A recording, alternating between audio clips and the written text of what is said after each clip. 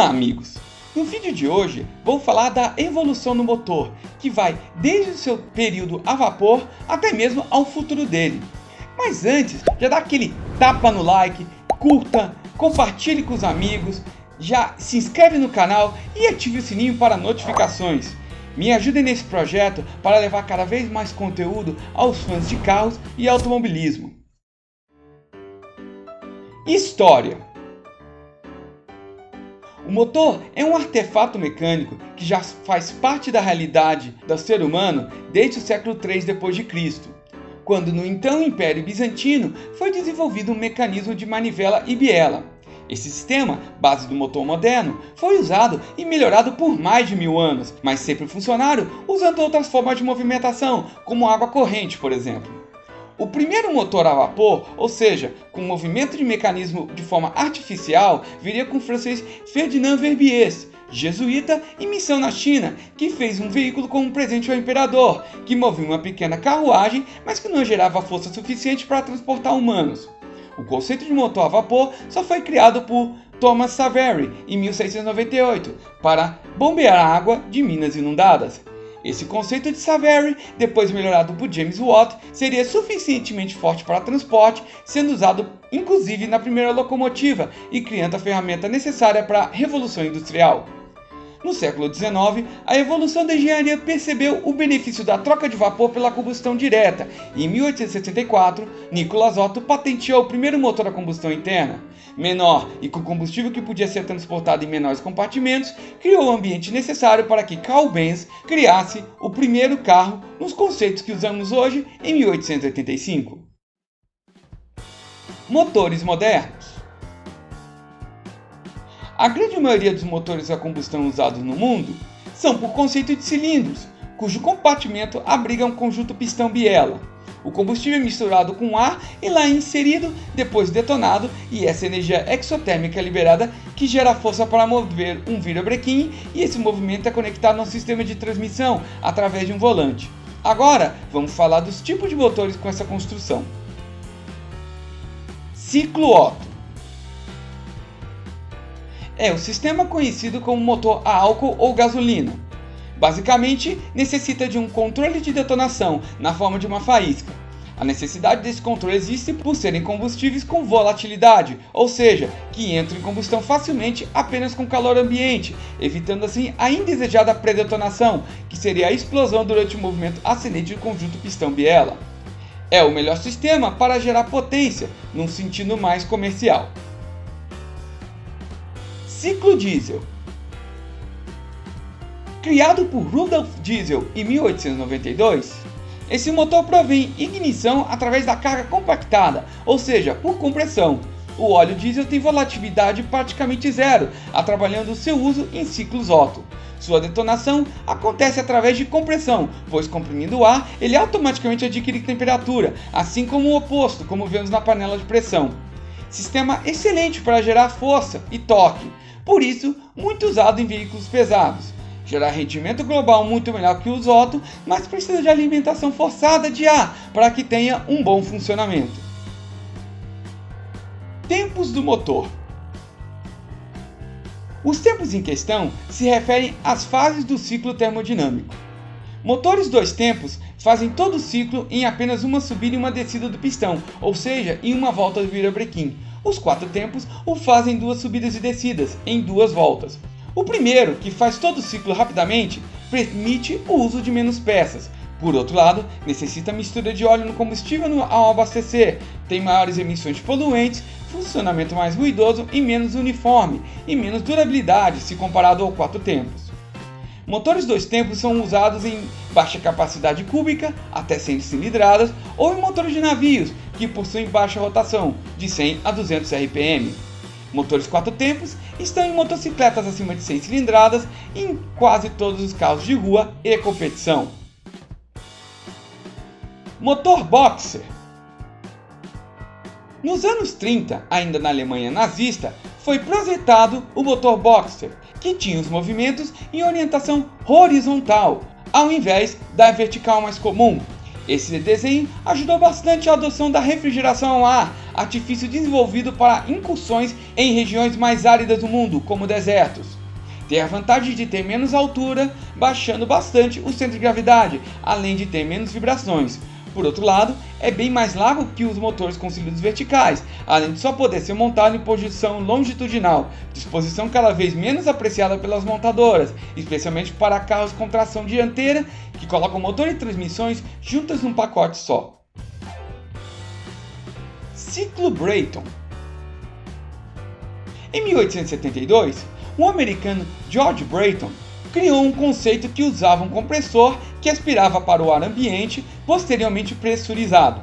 Inicialmente o abastecimento era a gás, mas resultados melhores foram adquiridos com o uso de óleo combustível e querosene. O ar comprimido passa então através de uma câmara de combustão, onde o combustível é queimado, aquecendo e pressurizando o ar, então fornece sua energia, expandindo-se através de uma ou várias turbinas. Parte do trabalho extraído pela turbina é usado para conduzir o compressor e, por fim, rejeição de calor na atmosfera. Esse é o conceito da turbina a jato, usada atualmente em larga escala em aviões de grande porte, bem como em alguns tipos de geradores termoelétricos. Motor Wankel. Em 1954, o engenheiro alemão Felix Wankel patenteou um motor sem pistão, usando um design rotativo excêntrico. Nascia assim o motor Wankel. Este motor é uma variação do motor a combustão interna, que combina características de turbina a gás às de motores com pistões.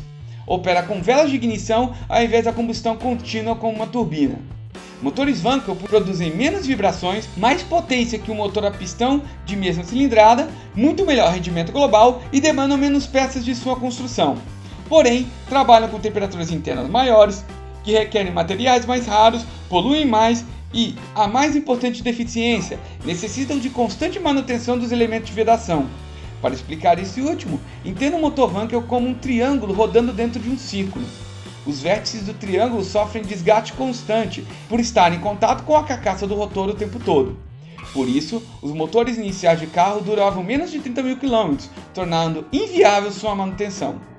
Atualmente, a Mazda é a maior montadora ainda investida no motor Wankel, tornando-o famoso no presente em seus modelos RX-7 e 8. Conseguiu melhoria substancial nos últimos anos e continua em uso em seus modelos esportivos. Motor Flex. Consiste no uso de etanol, gasolina ou na mistura de ambos dentro do motor. O primeiro veículo flex comercial vendido no mundo foi o Ford T, produzido de 1908 a 1927. O automóvel era fabricado com um carburador de injeção ajustável que permitia o uso de gasolina, etanol ou a mistura de ambos. O criador Henry Ford advogou pelo uso do etanol como combustível para os automóveis ainda durante a época da Lei Seca, que vigorou na década de 30. No Brasil, começou a existir ainda nos anos 70, após a primeira crise de petróleo. Pensando em diminuir o custo da gasolina, cujo petróleo ainda era importado na época, incorporou 20 a 25% de álcool anidro ao combustível. Essa experiência tornou o Brasil o líder mundial em pesquisa de motores com combustíveis flexíveis. Atualmente, o conceito flex encontra-se em todos os continentes do planeta, ainda que em configuração diferente do que estamos habituados. Enquanto no exterior se trabalha no intervalo de E0 a E85, ou seja, gasolina pura a etanol com 15% de gasolina, aqui trabalhamos com E27 a E100, ou seja, gasolina com 27% de álcool a etanol puro. Motor elétrico e híbrido. A ideia de motores elétricos em carros não é nada nova, sendo a primeira hibridização feita em 1905, com a participação de um jovem Ferdinand Porsche no projeto. Consiste no uso do motor elétrico como propulsor do veículo, seja ele sozinho ou com auxílio de um motor a combustão, que pode abastecer ou não de energia elétrica. Motores elétricos possuem rendimento global altíssimo, em torno de 95% contra 35% dos de gasolina, menos peças de movimento e menos peso. O grande problema está no armazenamento dessa energia. Atualmente, são necessárias baterias de lítio, que são muito pesadas e causam autonomia muito limitada, além do alto potencial de agressividade ao meio ambiente. Somado a isso, seu abastecimento sobrecarrega ainda mais o já sobrecarregado sistema elétrico atual, que teria de recorrer ainda mais a sistemas de produção de energia ambientalmente indesejados, como o uso de usinas termoelétricas. Recentemente, a bateria de grafeno vem aparecendo como interessante substituto à de lítio, mas, ainda que seja mais eficiente, o uso do sistema elétrico continua sendo o maior empecilho para o uso deste modal.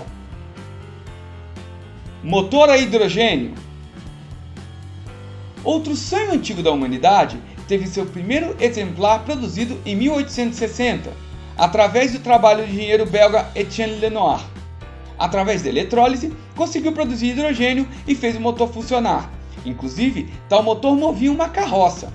O lobby das empresas de petróleo, junto com a inviabilidade das células de hidrogênio, deixaram esse tipo de motor esquecido por muitos anos, mas desde os anos 70 as pesquisas voltaram com tudo. A grande vantagem desse motor está na obviedade de usar água e hidrogênio e gerar vapor d'água na exaustão. Além disso, uma geração bem menor de óxidos de nitrogênio devido à menor temperatura de combustão. Ainda não existe um consenso claro entre as montadoras de como esse motor funcionaria, se seria um motor a combustão, usando energia de hidrogênio na forma de explosão, ou se seria na forma de produção elétrica, alimentando assim um motor elétrico. Outra necessidade de consenso está na forma das células de energia, que precisam ser normalizadas, mas cada montadora quer que essa montagem seja do seu jeito, o que inviabiliza a construção das estações de montagem, e isso vem atrapalhando o crescimento dessa forma de motorização. Ainda assim, já existem alguns modelos sendo fabricados de forma seriada com essa tecnologia, como o Honda FCX Clarity e o Toyota Mirai.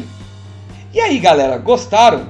Deixa aqui nos comentários, indiquem sugestões de temas. Curtam, compartilhem e comentem. Um grande abraço a todos!